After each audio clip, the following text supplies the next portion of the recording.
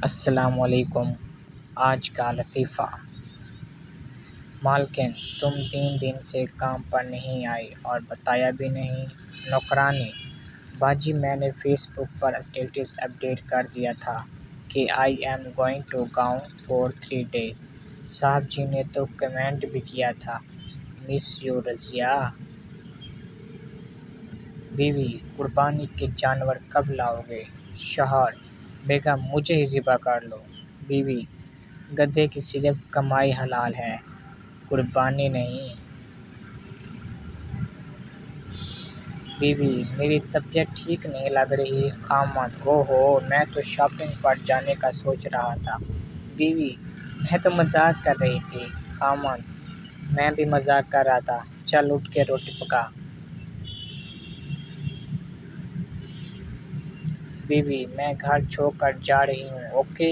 शौहर, ठीक है, जान छोड़ो। बीवी, हाय, जब तुम जान कहते हो ना, बस मेरी वहीं जान निकल जाती है और मैं हमेशा रुक जाती हूँ।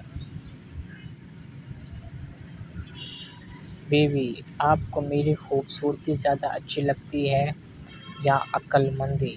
शौहर, मुझे तो तुम्हारी ये मजाक की आदत बहुत अच्छी लगती है। पुलिस इंस्पेक्टर, हमें इत्तला मिली है कि आपके घर में धमाका खेज मवाद मौजूद है। आदमी, जी इत्तला तो ठीक है, लेकिन अभी वो मैके गई हुई है।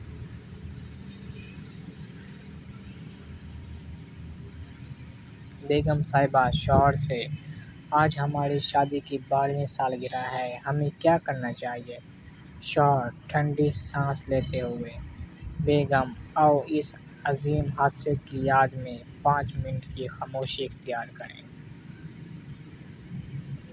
बीवी, मेरी शराफत देखो, मैंने तुम्हें बगैर देखे शादी कर ली।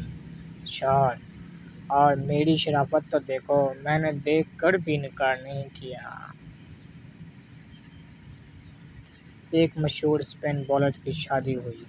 शादी की रात घूंघट उठाते ही इसने बीवी से सवाल किया, मुझसे पहले तुम्हारी ज़िंदगी में कोई और मर्द था क्या? इस पर बीवी ने शर्माते हुए जवाब दिया, स्पिनर के हाथ में कभी नई बॉल आती है क्या?